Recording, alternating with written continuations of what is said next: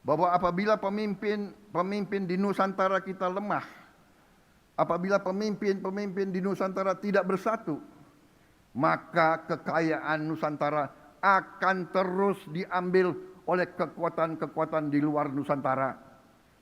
Ini sejarah, ini terjadi. Marilah kita buka. Persilahkan.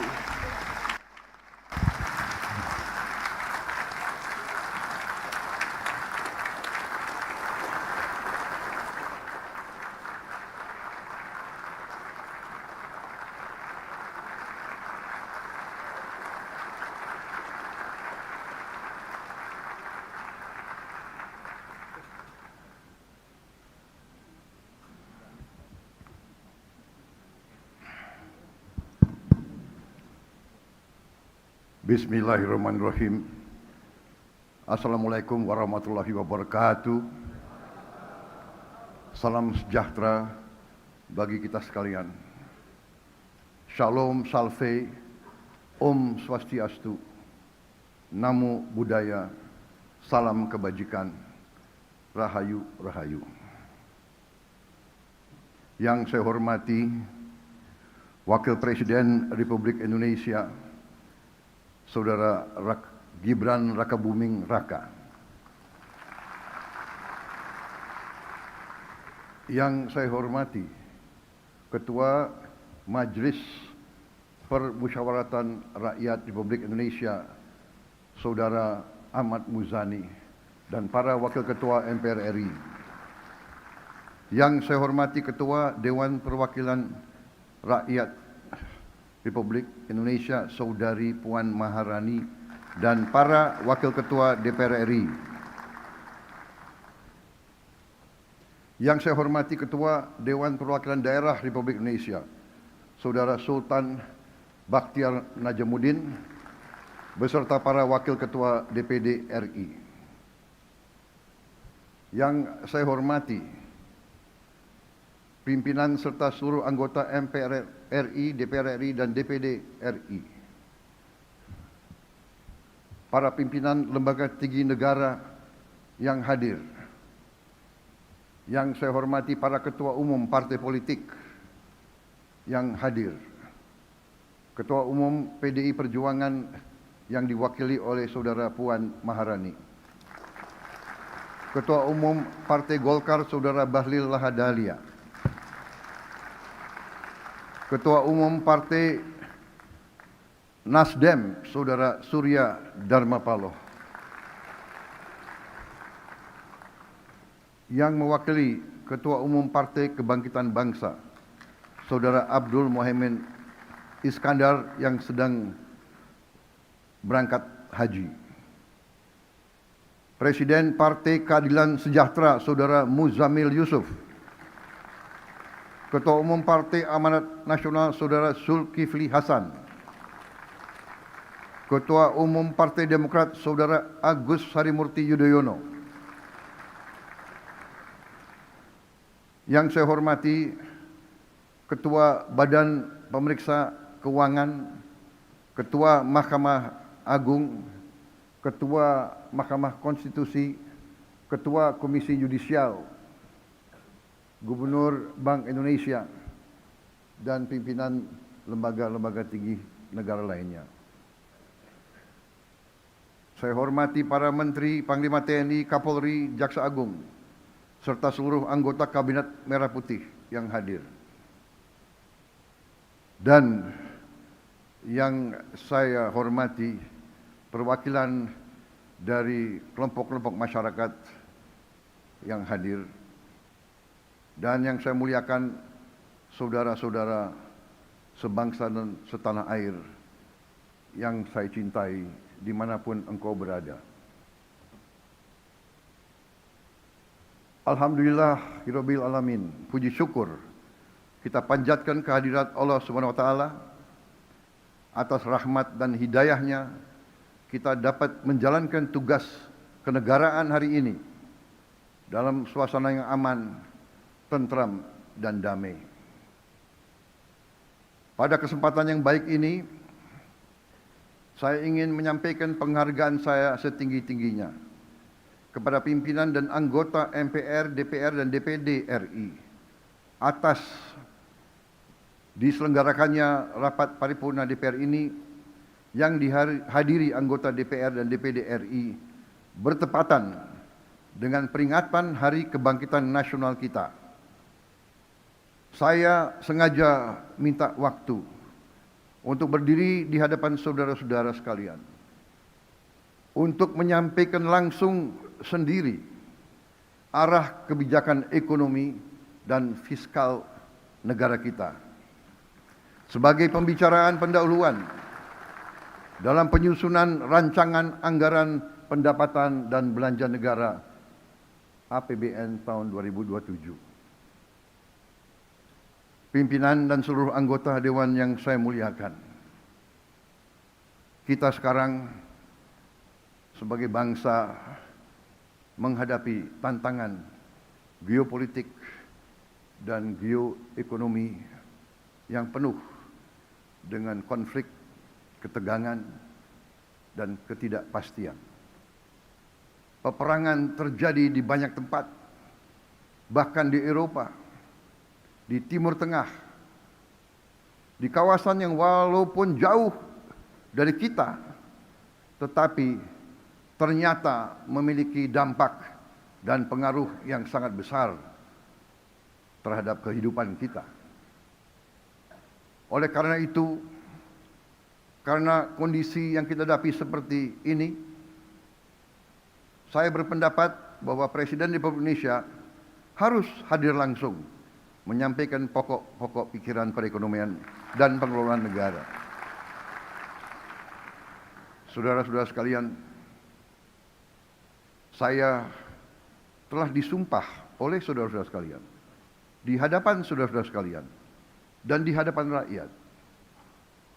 Tugas saya untuk menjalankan Undang-Undang Dasar Negara Republik Indonesia 1945, di mana saya bertanggung jawab untuk melindungi segenap tumpah darah Indonesia.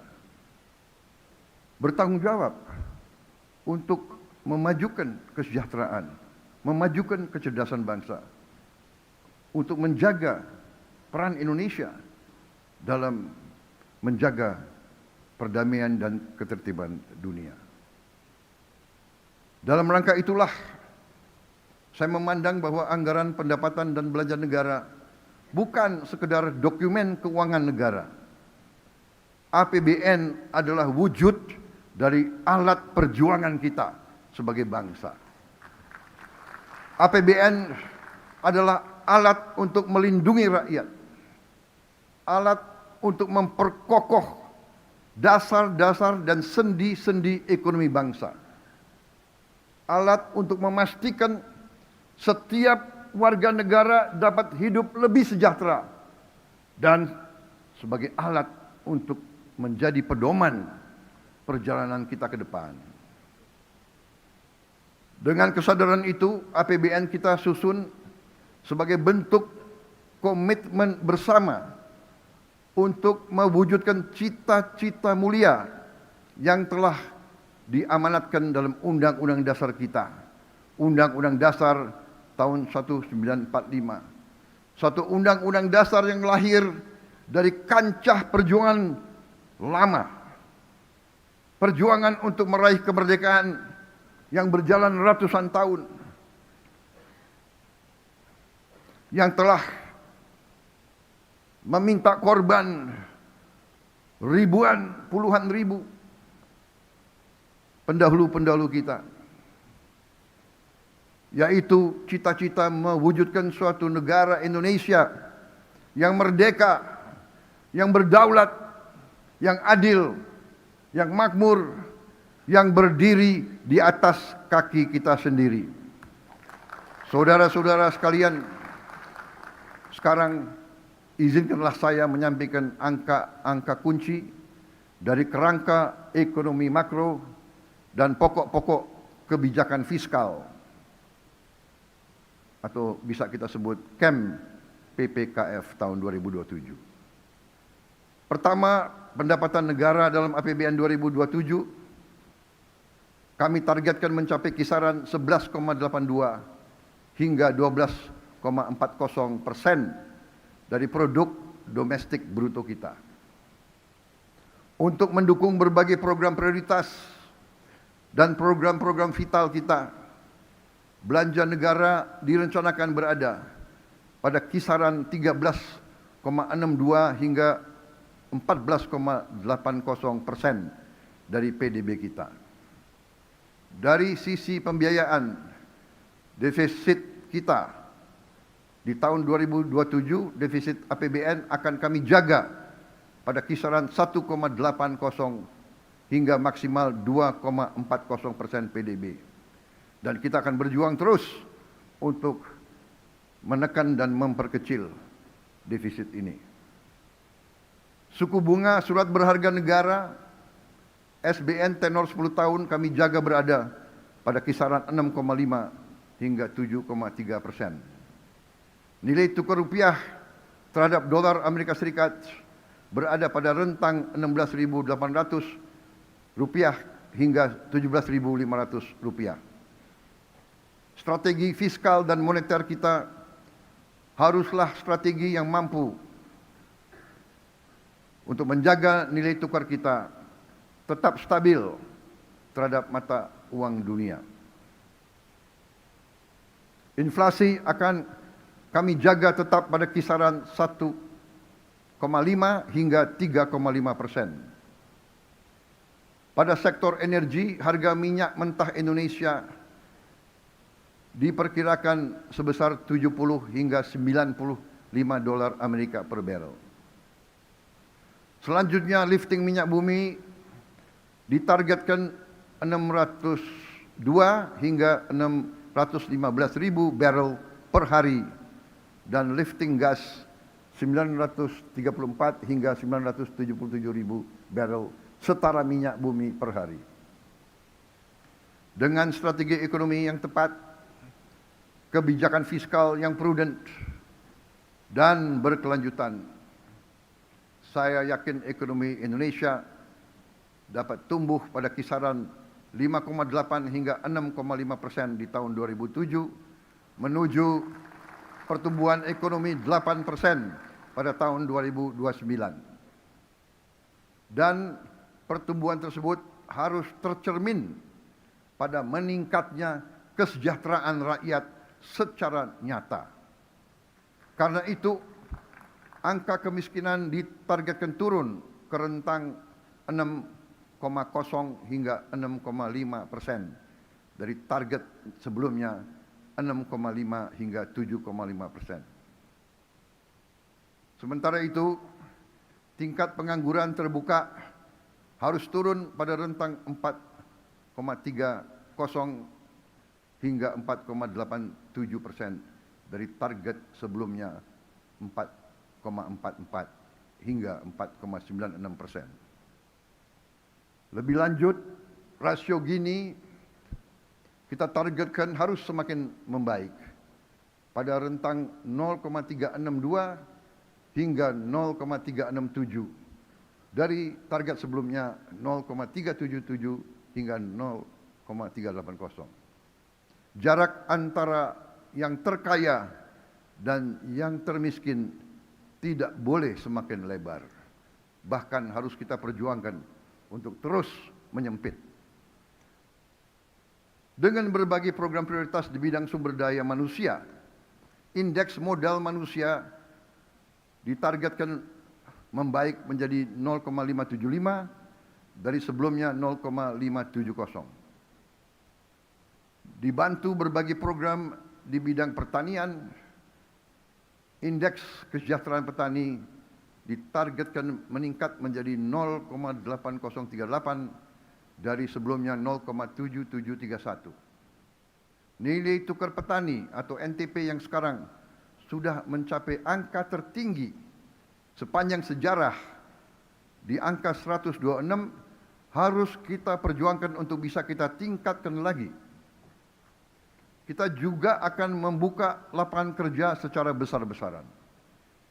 Ditargetkan proporsi lapangan kerja formal meningkat menjadi 40,81% di tahun 2007 dari sebelumnya 35,00% di tahun 2026 atau naik 5,81%.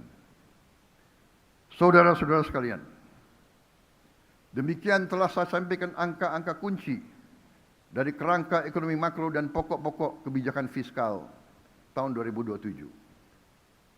Sekarang saya minta waktu untuk menyampaikan beberapa hal yang fundamental tentang perekonomian kita. Saya merasa hari ini harus saya sampaikan dari eksekutif kepada legislatif, dihadiri oleh pimpinan-pimpinan lembaga tinggi negara. Marilah kita berani untuk menghadapi masalah walaupun itu merupakan tantangan, hambatan, atau kekurangan.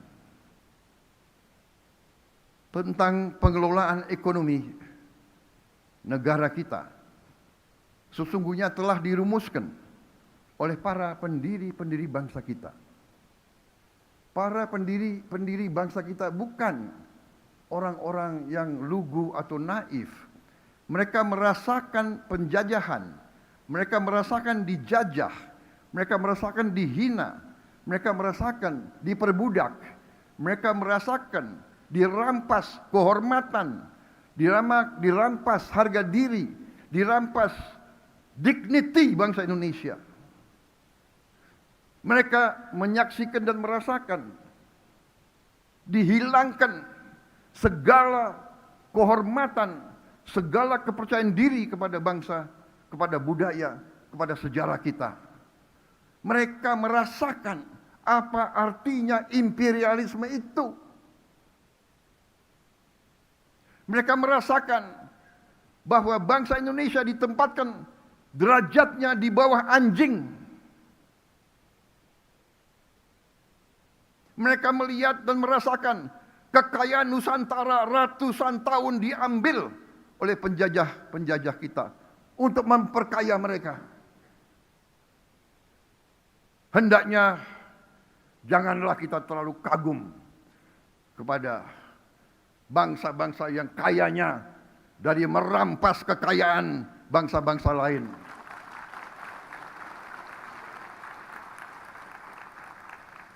Janganlah kita rendah diri. Janganlah kita selalu mengagumi apa yang mereka ajarkan kepada kita, padahal mereka sendiri tidak menjalankan apa yang mereka ajarkan kepada kita. Saya tidak mengajak kita untuk membenci siapapun.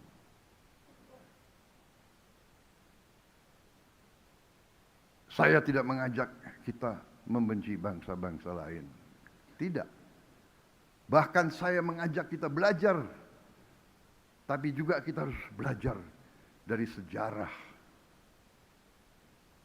Ada suatu adagium bahwa mereka yang tidak belajar dari sejarah akan dihukum oleh sejarah, akan mengulangi sejarah kelam yang sama yang dialami oleh nenek moyang mereka.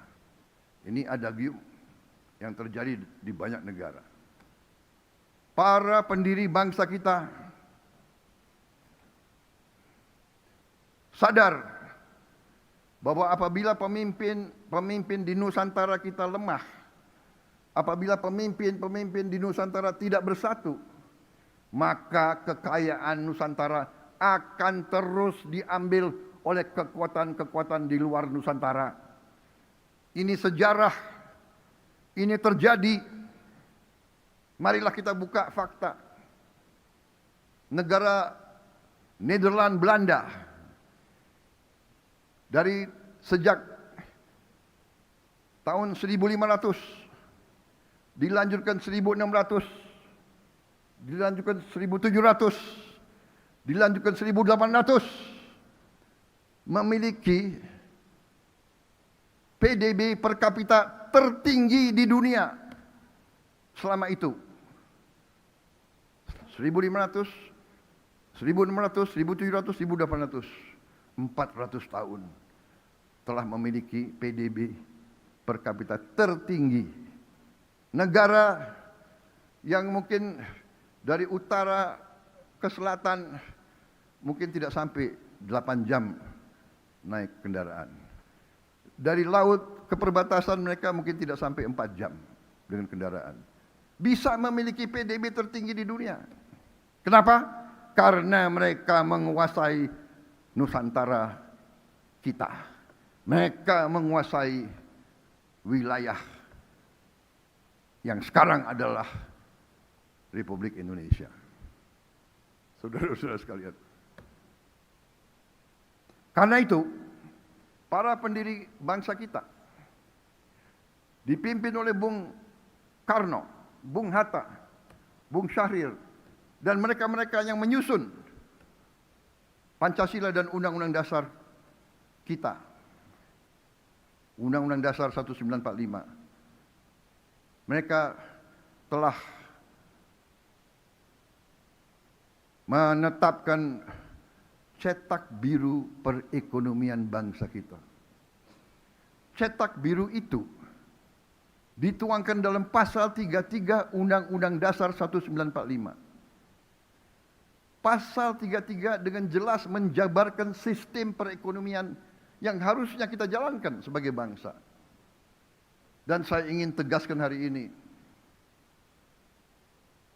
keyakinan saya bahwa apabila kita menjalankan pasal 33 Undang-Undang Dasar 1945, kita jalankan dengan baik, kita jalankan dengan murni dan konsekuen, negara kita akan memiliki sumber daya yang cukup untuk menjamin Indonesia sungguh-sungguh akan menjadi negara yang makmur, yang adil, di mana rakyatnya menikmati kesejahteraan dan kualitas hidup yang layak.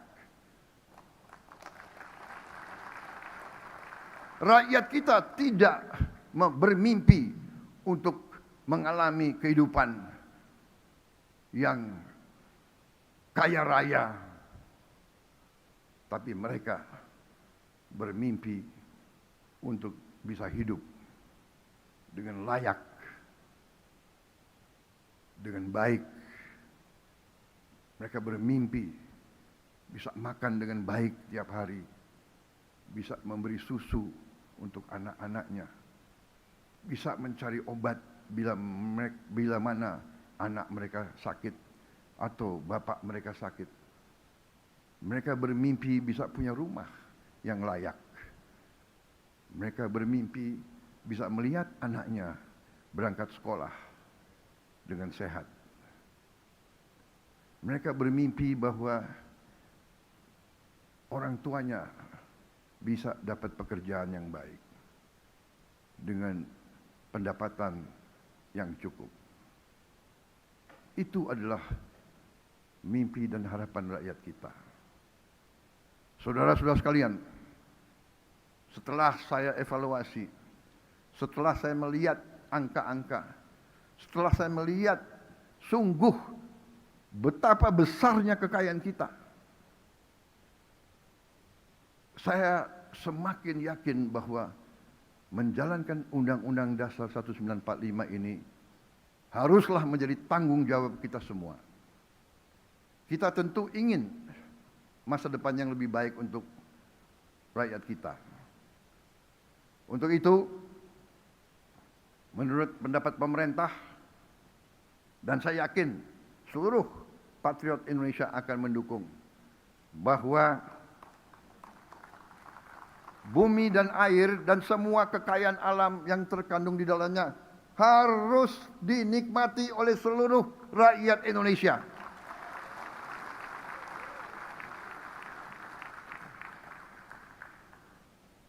Itu adalah cita-cita pendiri bangsa kita. Dan hanya itu yang bisa membuat kita tinggal landas mencapai cita-cita kita semua. Saudara-saudara sekalian, kita ingin petani-petani kita tersenyum, cerah, karena hasil panen yang melimpah dan mendapat nilai yang sewajarnya. nilai yang cukup tinggi. Kita ingin nelayan-nelayan kita yang mempertaruhkan nyawa untuk menghasilkan protein untuk rakyat kita, pergi ke laut dengan perlengkapan yang baik dan aman, dan mendapatkan hasil tangkapan yang bernilai tinggi. Sekarang nelayan-nelayan kita sulit mendapat es batu.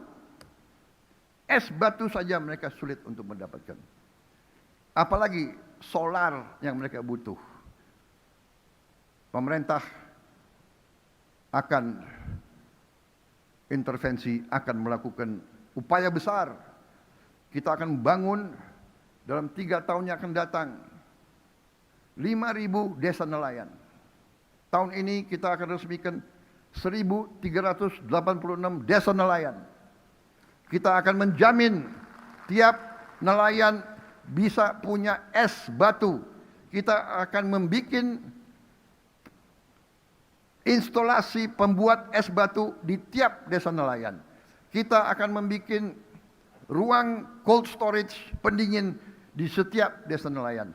Dan kita akan bikin SPBU khusus untuk nelayan di setiap desa nelayan. Para nelayan kita harus kita berdayakan karena mereka di ujungnya akan menguasai lautan kita. Saudara-saudara sekalian, kita ingin guru-guru kita terjamin kesejahteraannya. Masa depan suatu bangsa ditentukan oleh kualitas pendidikan yang dapat diberikan kepada anak-anaknya. Kualitas pendidikan ditentukan oleh guru-guru yang berkualitas. Guru-guru yang semangat, guru-guru yang gembira, guru-guru yang bisa menjadi contoh bagi generasi-generasi penerus bangsa. Memperbaiki kondisi kehidupan guru harus menjadi prioritas kita. Kita ingin juga usaha mikro, kecil, dan menengah kita berkembang sehingga bisa mendapat penghasilan yang cukup baik untuk sebagian besar rakyat kita. Dan kita ingin para orang tua serta mereka yang sudah lanjut usia dan hidup sendiri dapat hidup dengan tenang di usia senja karena ditopang jaringan jaminan sosial yang memadai. Kita ingin melihat Indonesia yang setiap warga negaranya hidup rukun, damai, cukup sandang pangan dan papan. Kita ingin Indonesia yang gemah ripah, loh jinawi, toto tentrem, kerto raharjo. Kita ingin mewujudkan cita-cita nenek moyang kita. Negeri yang baldatun, toyibatun, warobun ghafur. Negeri yang makmur, baik, dan selalu mendapat ampunan dan anugerah dari Allah Subhanahu wa taala, Tuhan Maha Besar, Tuhan Maha Kuasa. Negara di mana hukum berlaku adil untuk semua, terutama menjamin keadilan bagi yang paling tidak berdaya. Jangan hukum yang adil hanya untuk mereka yang kuat dan mereka yang punya uang banyak. Saudara-saudara sekalian, kita sesungguhnya memiliki modal yang sangat kuat untuk mewujudkan cita-cita dan harapan ini. Posisi geografis kita sangat strategis. Puluhan persen perdagangan dunia melalui perairan kita. Bumi dan air kita sangat luas. Tiap malam puluhan ribu kapal berbendera asing mengambil kekayaan kita secara ilegal, secara tidak sah. Harus kita tegakkan kedaulatan kita di lautan kita sendiri. Kita memiliki bonus demografi yang menopang domestik, konsumsi domestik, dan pasar domestik yang besar. Pasar kita bisa sebesar Eropa. Dan sungguh sumber daya alam kita melimpah. Kita punya komoditas-komoditas yang sangat berharga. Batu bara kita, nikel kita, tembaga kita, minyak kelapa sawit kita, logam tanah jarang, kekayaan laut yang melimpah. Saudara-saudara sekalian, Indonesia adalah pengekspor minyak kelapa sawit terbesar di dunia. Devisa ekspor minyak kelapa sawit mencapai 23 miliar dolar, setara dengan 391 triliun rupiah pada tahun 2025. Indonesia juga adalah pengekspor batu bara terbesar di dunia. Devisa ekspor batu bara mencapai 30 miliar dolar Amerika, setara 510 triliun rupiah pada tahun 2025. Selain itu, kita juga sekarang sudah jadi pengekspor paduan besi atau ferroalloys terbesar di dunia. Devisa ekspor paduan besi kita mencapai 16 miliar dolar, setara dengan 272 triliun rupiah pada tahun 2025.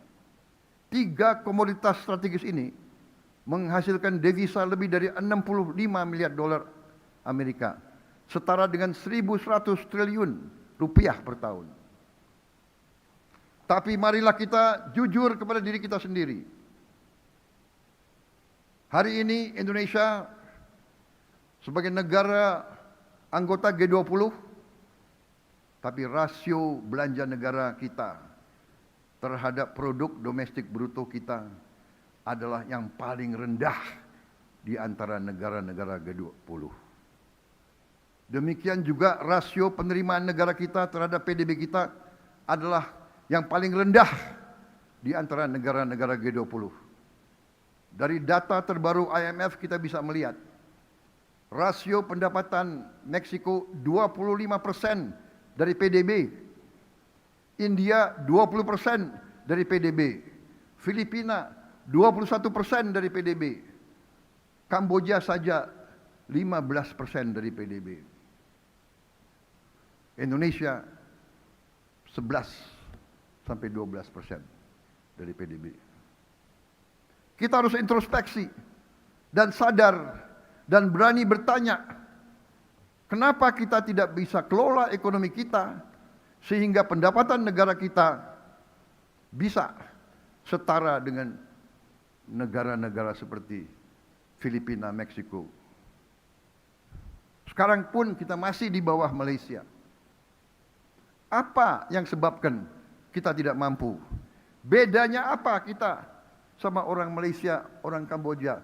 Bedanya apa kita sama orang Filipina?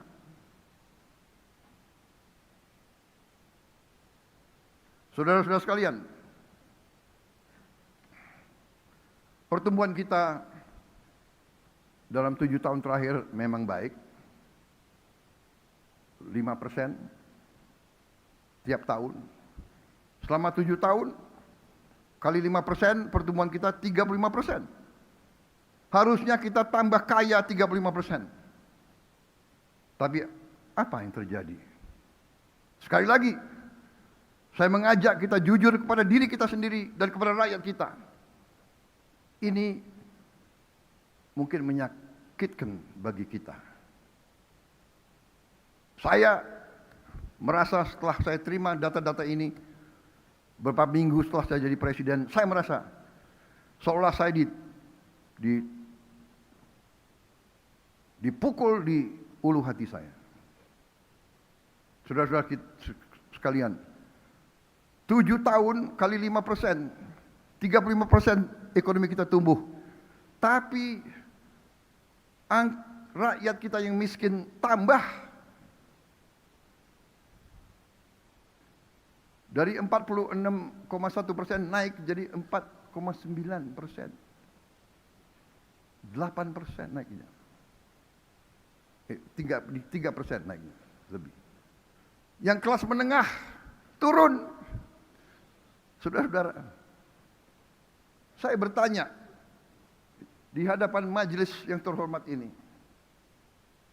Saya bertanya, kepada semua partai politik, semua ormas, saya bertanya kepada semua pakar-pakar dan semua guru besar, bagaimana bisa pertumbuhan 35% tapi kelas menengah menurun, kemiskinan meningkat? Saudara-saudara, jawaban harus ilmiah, jawaban harus matematis, dan menurut saya jawabannya adalah bahwa kemungkinan besar, bukan kemungkinan, saya yakin, sistem perekonomian yang kita jalankan berada pada trajektori yang tidak tepat. Mungkin perbedaan kita dengan negara-negara seperti Meksiko, seperti India, Filipina, dan lain sebagainya adalah perbedaan sistemik. Kita harus lihat fakta. Fakta kalau kita teruskan yang seperti ini, kalau kita teruskan sistem seperti ini untuk sekian tahun lagi, saya yakin bahwa tidak mungkin kita jadi bangsa yang makmur. Tidak mungkin kita jadi, tanpa kemakmuran kita tidak mungkin bisa menjaga kedaulatan kita.